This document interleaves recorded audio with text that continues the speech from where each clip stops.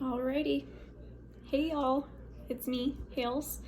Last time I was on here was, I think 11 months ago, and that around that time was it was pretty rough. So I stopped making videos for a little while and dealt with some personal things and basically came back, I guess now. I think it's a good outlet, and I'm saying and a lot, but life's just shitty sometimes, I guess, is the easiest way to describe it.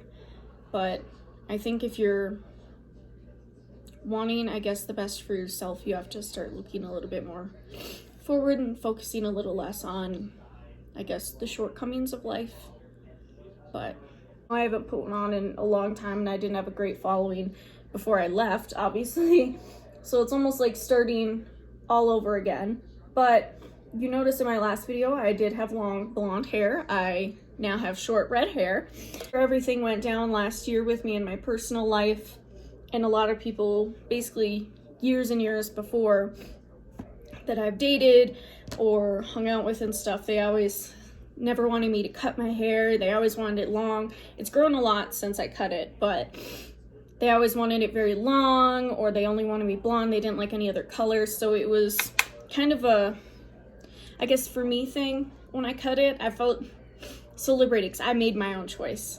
Like, I haven't had that in years where I can make a choice by myself and I don't have to ask anybody, or I don't have to, I guess, run it by them first or feel like I'm gonna get in trouble. So it was really liberating. I think I cut 8 to 9 inches off my hair. It was about here or so when I first cut it. It was short, and I stayed blonde for a while. And then just recently, I had a life and death situation with my medical health. So I wanted, I guess, to do something, again, different, and kind of realizing more and more that life is short. It was kind of a liberating experience to do it, because I've always been one who, I know people love me in blonde. I was like, I need to feel beautiful for me and for, like, myself, because even when I looked in the mirror when I was blonde, I didn't, I guess, feel beautiful. Like, I had the idea that I was beautiful and that people liked me because I was blonde and I was pretty and I'm short, but I wanted to, I guess, look in the mirror and think, damn, I'm beautiful, and I wanted to change it up. So I decided to go back to almost my normal color, the strawberry blonde, and so far I love it. Alrighty, y'all, so I started this video and I started obviously doing my makeup, but it doesn't feel right. So I kind of wanted to start it over and, I guess, explain in a little more detail what had happened. Yeah, I have tape on my face because I'm doing my eye, but so about 11 months ago was a really rough time in my life. I just started this channel like recently. Before that, I wanted, I guess, to have an outlet to express myself because of the situation I was in, and this was something that I could do for me, and it empowered me. It made me feel really good, and I feel like also it helped me to be able to do what I did. And I know that's silly because it's just makeup. And I started watching Jeffree Star videos a lot, and he just made me feel so beautiful and flamboyant, and I just wanted, not, I guess, to be like him, but more just have that personality of, I don't give a fuck, I know I'm awesome, be who you are.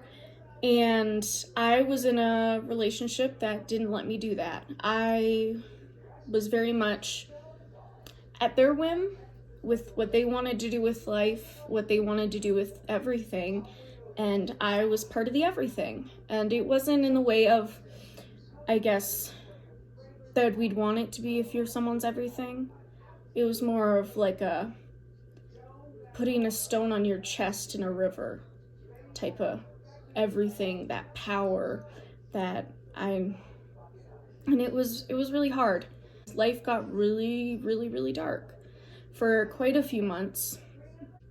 I think I disappointed my mom the most with things that I did in that time, just because I was hurt.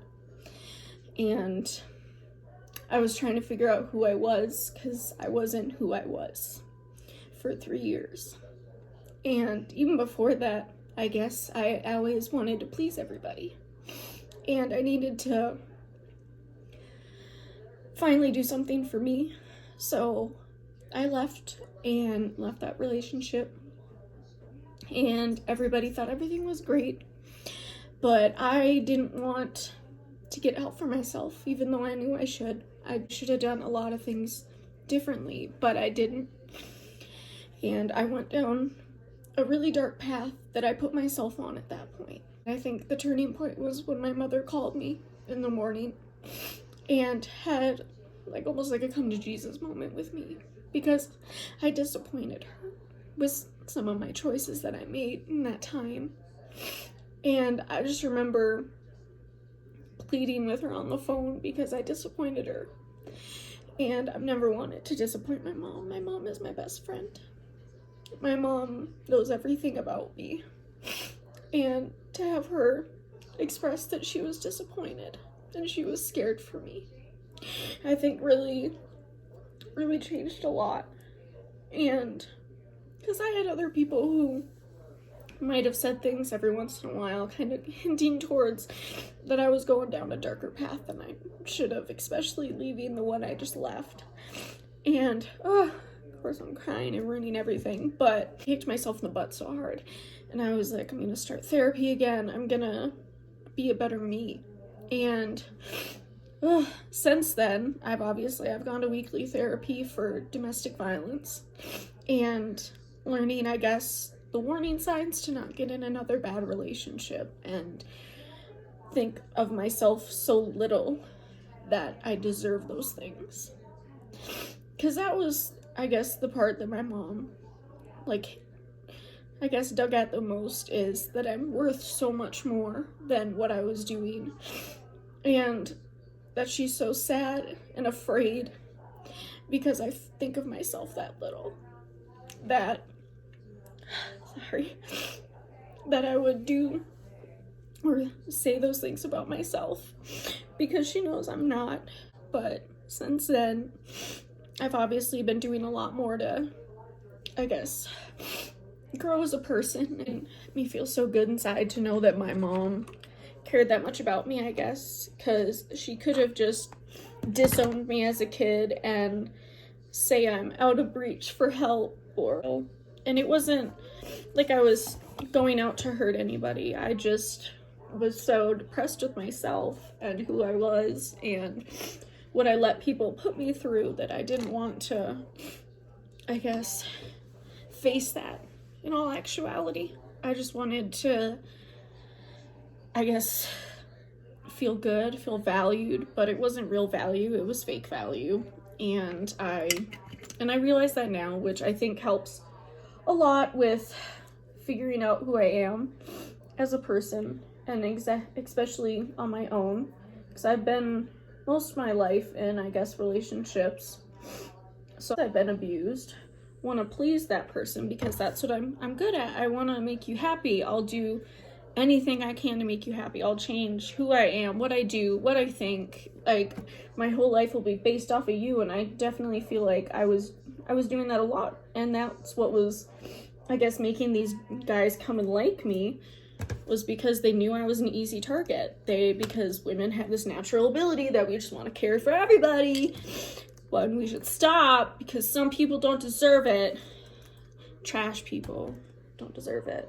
My group therapy and stuff, they've had me, I guess, starting to realize that they prey on you, and they do the honeymoon phase of oh, I'm gonna be the best person for you, I'm nothing like your exes, life's gonna be this bag of awesomeness, I guess. And by the time they get you hooked to where they think you're they're such a great person, deep down they're just this troubled soul, and then they switch it up, and that's when they start being crazy and aggressive and manipulative. But you're so deep in this little hole you've dug yourself that you're yeah, I should change. I am the issue. How can I say these things about you? How can I do this?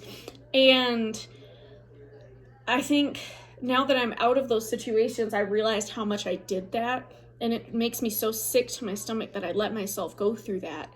But at the same time, it's made me who I am today, and I'm a lot stronger for it. I definitely still wish it didn't happen, I guess, at the end of the day, but since you can't change it, just learn from it and just try to be a better version of you. And at my work right now, I'm training quite a few people in. And one of the things that I said to one of them was, don't compare yourself to the best salesman here, because you want to compare yourself to who you are at the end of the day, because you're the one who's making yourself money. You're the one who's working. They're not working for you. And I kind of took that to heart, because I was like, why am I saying these things? But I don't even believe them, like, by myself, that I shouldn't do that. Or like, eye-opening moment, like, why can I say this to other people and do this, but I can't do this for myself, type thing. I think that was kind of crazy to me to like think that, like, that I could tell that to somebody else, like, yeah, just, you know, just do this and this happens and everything's great. And then I'm going back on myself like, oh my gosh, I can't believe I let this happen. Why am I comparing myself to blah, blah, blah, blah, blah. She's had it way worse than me. Mine doesn't even count compared to hers. And then you kind of got to sit back and think, no, that's not how it works. You do matter. This video is going to be a lot, I think. I feel like I'm just going off on tangents, never done this type of video before, and I'm just doing my thing and kind of just going off. So God knows how long this video is going to be. Sorry, y'all. I definitely think it's easier said than done, and I tell that to a lot of people with a lot of stuff. They're always like, yeah, just be this and then you'll be happy. And I'll be like, that's a lot easier said than done. And then I'll go up and tell someone else like the same bullshit and be like, yeah, you just have to do this, this, and this, and everything will be dandy. And then I'm like thinking back, I'm like, I hate when people do that to me. Why am I doing it to someone else? So I recently have started trying to where when I catch myself doing that, I remind myself, even, I guess, to say to them too, like, I know it's easier said than done, but like, you can do it. I do believe in you, like, stuff, I guess, and express to that. And I just want them to be the best version of themselves, because at the end of the day, all you can compare yourself is yourself. You're either going to be crappy and not a good person, or you can try to be the best you can be. I'm so sorry, guys. I don't even know anymore. I don't even think I'm gonna post this. And I've already done my makeup, so I can't go back in time now. And what I'm doing is caking my makeup on. Freaking, I don't know.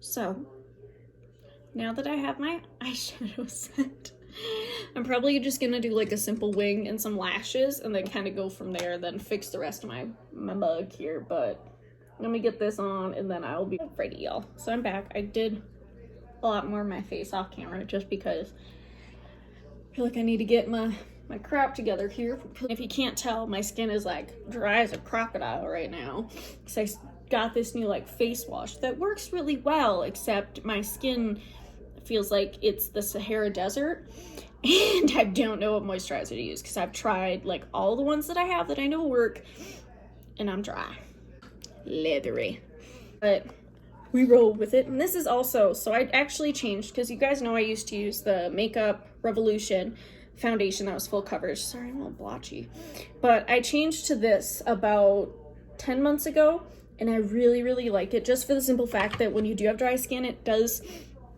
I guess, moisturize a little bit more than other full coverage foundations would, without, especially if you're someone who's combination skin. So I still get oily even when my skin is like dry. So to have, I guess, a foundation that still moisturizes, but it doesn't make you look like dewy and oily, I love it. It's a little bit more pricey than obviously Makeup Revolution, but it's not like $80. It's only like 31 or something. Like, I've only gone through maybe like 5-6 bottles since I started using it, but I'm also someone who like loves foundation, and I use a lot of it because I want to look as fake as possible, because my real skin is not cute. It looks like a Barbie that you like put on the barbecue pit and then your dad accidentally turned it on. That's my face without makeup. And I also started using now Dermablend powder instead of the Makeup Revolution powder. I found it lasts a lot longer, it doesn't start coagulating, and it doesn't transfer as much, because with this mask situation, y'all, it's rough. It's rough out here. Half my nose falls off in the day. If I breathe too heavy, my little chin starts coming off. It's not cute at the end of the day. Plus it makes you break out. Like, I get we try and keep people safe or whatever, but it's not my cup of tea. So I get BoxyCharm, which I'll put my thing in the bottom, but I got these in one of my BoxyCharm boxes, and I absolutely love them. So I started looking, and these were a lot more than I thought they'd be. So we did not buy another thing of Glamnetics, just for the simple fact that I'm poor. Not that I don't like them. And so I got these at Ulta, which I think were like $12. And it comes with the magnetic eyeliner as well, which is awesome because I cannot put regular eyelashes on with glue to save my life. And I've tried the magnetic ones that are like the 2 pieces that you like pinch.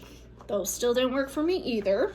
It's not even about length because you guys know I have long eyelashes, but they're not very full. When you look up front, you can't see them unless you look to the side, and then they're just hanging out there. But I still use the Glamnetic eyeliner just because it's the one that I opened. It does come with its own eyeliner, like I said, which is awesome. So you make it thick enough to where something could sit on it, because if you don't use enough, like it's too thin, obviously it's not going to magnetically stick. There's nothing to really stick to. And it also recommends that you put it on while it's still tacky. Almost like, I guess, eyelash glue. While I let that dry, I'm gonna pop on some mascara. I'll finish it up once I get the lashes on it so they blend real nice. And I still use my roller lash. I got this in like a tester bottle, I don't know, but I have all the big ones. I love Benefit Cosmetics. I think I have They're Real. Those ones are awesome. And then I also have the Bang. I have a big one of this too. I keep it in my purse because it's great for on the go.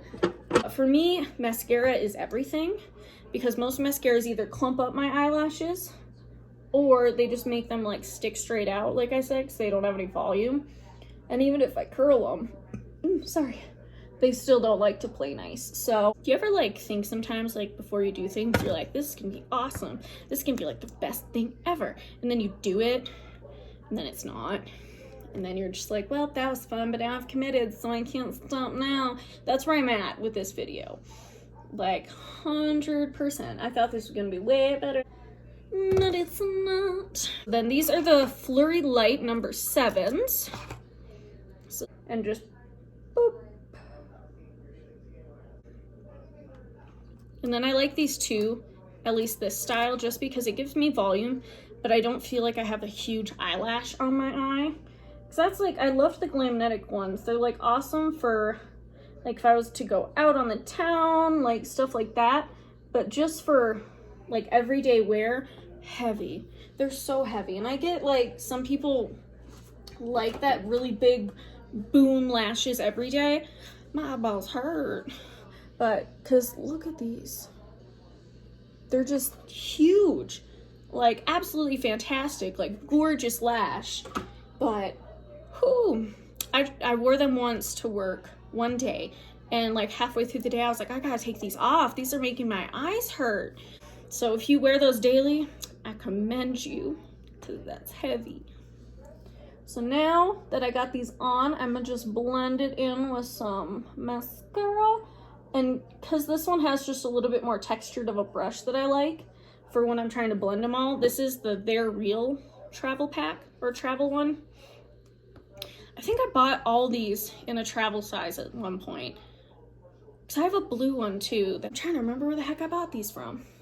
I'm pretty sure it was Ulta at some point, but it was some promotion where you could like take all of them for like $24, all the little ones. And I was like, yeah, I want to try them. I want to see which one's best. And got them. And then the blue one I've never used. I've used the roller lash. I like the They're Real. And then the Bang one is more of, I guess, like an on-the-go one. Because it's not as, I guess, hard. Because the Bang one, let me see if I can pull it up real quick.